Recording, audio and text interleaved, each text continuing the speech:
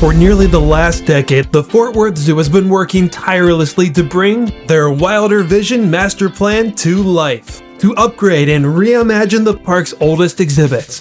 There's now a simple but scenic African savanna, a much more interactive complex for their many elephants, expanded carnivore habitats, and soon a cutting-edge exhibit for animals of the forests and jungles.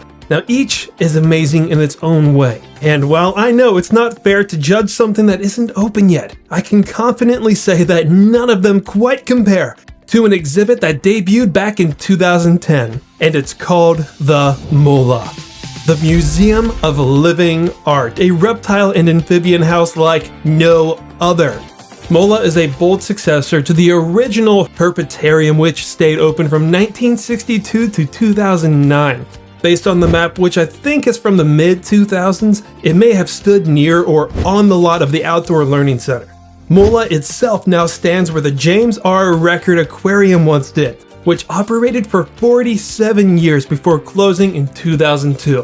While plans to replace it with a new herpetarium were always in motion, the land mostly sat empty for about 5 years, until the zoo raised $19 million to begin construction.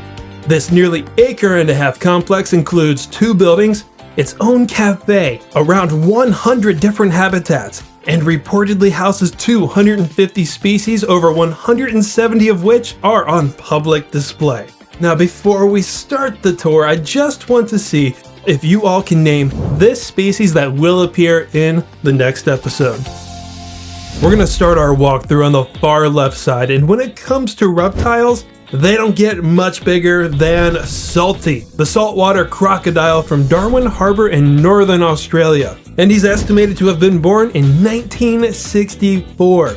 He's about 16 feet long and 1,600 pounds. The last time that we saw one of these giants was at the Toledo Zoo, where we met Baru, who is claimed to be the largest saltwater crocodile in North America, at 17 feet and roughly 1,500 pounds. I bring him up because he was reportedly moved behind the scenes here at the Fort Worth Zoo, while Toledo's reptile house undergoes renovation. Unlike Baru, Salty has outdoor access, and his habitat features a shallow underwater view, and just in case you can't initially find him, he still can be seen from 3 different angles.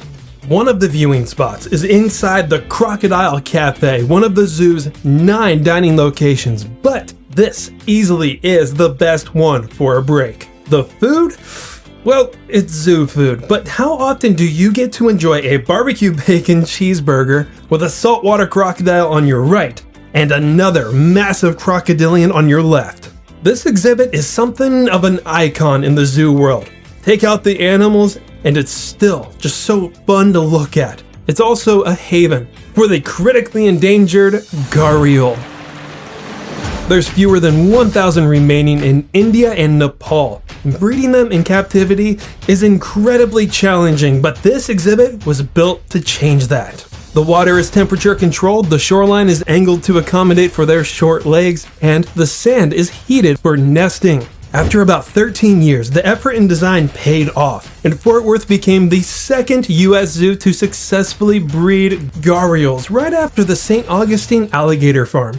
But Fort Worth repeated that success with 2 hatchlings in 2024 and 2 more in 2025, making this the only place in North America to breed this rare species 3 years in a row.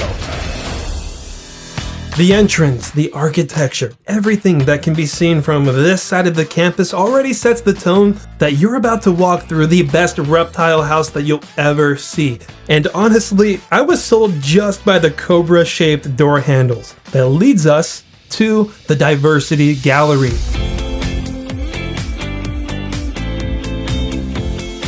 The very first thing that you could see is the final glimpse of the Gharial River. Either that or a massive Burmese python. So just a few steps into MOLA and you're already coming across over 40 feet of scales. This is the largest habitat in the first of 7 hallways, but the rest of the space is packed with 35 more terrariums and aquariums. The few that really stand out start at the floor and stretch above your eye line. There's a semi-aquatic one that's themed after an island off Honduras that houses four-eyed fish. Right across from it, you'll have a tank that'll bring you eye to eye with an arowana, and another containing a king cobra, the world's largest venomous snake, right at your feet.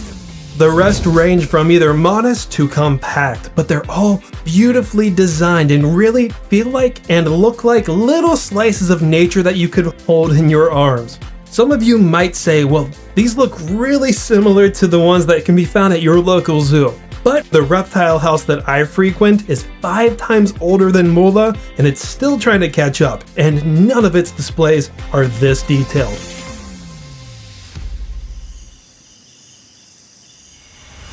Even though technically this is a herpetarium, a home for reptiles and amphibians, just in case you were wondering, the brilliance of calling it the Museum of Living Art instead of just a reptile house, you can display anything in here and it would fit the theme. That's why alongside the scales, there's a whole corner dedicated to spineless wonders. The section typically features around 15 species at a time. And of course, you can all agree that they are just as fascinating and important as everything that we've seen so far. If this gallery or even these clips make you feel a little uneasy, don't let that stop you from visiting this exhibit or the zoo itself, because it was thoughtfully placed off to the side and away from the main path. If you just happen to miss the bugs accidentally, it's probably because your attention was pulled towards one of the museum's other iconic exhibits, the flooded forest. 2 more floor-to-ceiling tanks, but this time, they surround you and give you the sense that you've just stepped straight into a waterlogged jungle. The right side is a little smaller, but slightly more lush with greenery. But you really only have to look out for one species, and that's another crocodile. But don't be fooled, don't go ahead and call this a baby, don't even call it a juvenile. This, I believe, is a full-grown dwarf crocodile, which only reaches like 5 to 6 feet long. They're native to the swamps and rivers of Central and West Africa, but when you hear flooded forest, I would hope that you picture the Amazon in South America, where the land vanishes for half the year under constant rain and rising rivers. Sometimes it gets up to 30 feet of water. Over 62,000 square miles flood seasonally. In the dry season, fish are forced into tighter spaces.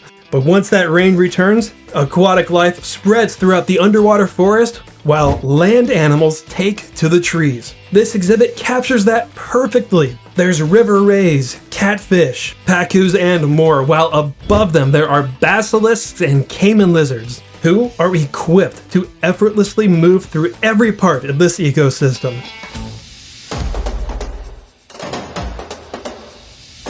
The Discovery Hub is what puts the word museum in the Museum of Living Art. It's not very living animal focused, but along the back wall there's a long, curved tank that's topped like a counter or a desk. Originally home to a Chinese giant salamander, but these days you're most likely to find an eastern hellbender, North America's largest salamander. And also that counter doubles as an interactive station where keepers can introduce their ambassador animals. The rest of the room is filled with everything from beginner facts to complex insights about reptiles and amphibians. And it just makes me wish that every single zoo had the budget to create something as educational and impactful as this. And after all that learning, I was ready to get some fresh air, which is exactly where we are headed next. At the heart of this attraction, there's 5 additional outdoor habitats that prove once again that this is all more than just a reptile house. But this time you can make way for the feathers. The red-breasted goose can be seen from the inside and the out. Naturally, they nest in Russia, while in the winter they live in Southwest Europe.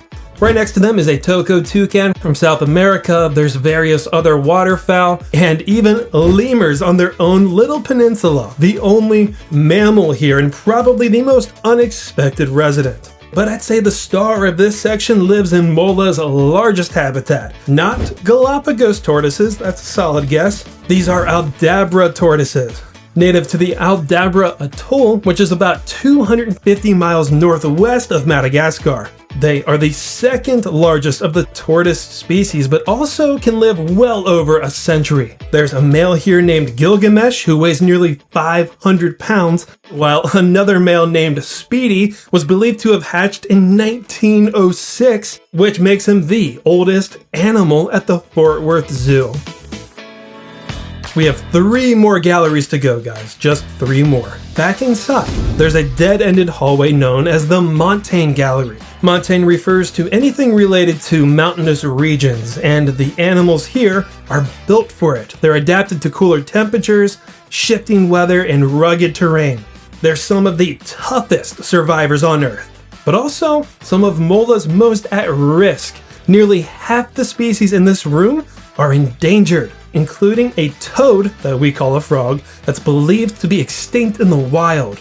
The gallery's highlight, however, is the Burmese Python, one of the most striking and mysterious snakes in the world. Though not endangered thanks to strong protections, they still do perfectly fit this montane theme. They're native to the mountains of New Guinea. They live at elevations up to 6,000 feet. Remember the flooded forest that we just marveled at? Well, the zoo knew that the design was so nice they had to use it twice. Africa and South America have their spotlight. Now, the Tropical Trails brings that same concept to the waters of Asia. Like before, fish are filled in the tank below, while reptiles claim the waters and the branches above. On the left side, you'll find archerfish, and above them is the quince monitor. This endangered lizard comes from a few remote Indonesian islands, and it was able to fly under the radar until it was officially described in 1997. And it is still a very rare gem to this day, as only around 5 AZA zoos display them. Over on the right side of the gallery, there's a few snake-necked turtles, an Asian arowana often called the dragonfish for its shiny scales and whisker like barbs. And speaking of dragons, there's also the Philippine sailfin lizard, also known as the sailfin dragon. They climb trees, they eat plants and bugs, and are strong swimmers thanks to that fin on their tail. And like the basilisk, when they're young, they can even run across the water surface. And all of that signature exhibit quality that we've seen so far is carried over into the last hallway. It mostly focuses on creatures from the deserts, woodlands, and swamps of Africa, Australia, and North America. However, this theme is actually all about adaptations, how species can change and evolve over time, so they can survive in their own ever-changing habitat. These agamas, they will dig holes and use their tail to block its entrance like a shield. Frilled lizards famously have expandable neck frills that flare out to intimidate predators and rivals. Louisiana pine snakes have a large nose scale for digging and use it to live almost entirely underground. The hallway closes with the largest indoor displays in the museum. The one that's on the right is open-topped and inspired by the sun-scorched landscapes of the Gulf of California, where you can find San Esteban chacahualas and San Esteban spiny-tailed iguanas coexisting much like you would see in the wild. And the final living piece of art inside these walls is the Komodo dragon. One of this display's 2 signs is actually not about the dragon at all, but about animals that live on islands. Some will grow bigger, apparently because there are fewer predators, while others gain long, sharp claws to handle walking on limestone and thorny forests. And fortunately, the Komodo dragon just happened to check both of those boxes. And if you're wondering, yes, Bintang here, hopefully that's his name, does in fact have outdoor access, and his yard can be seen immediately to your right.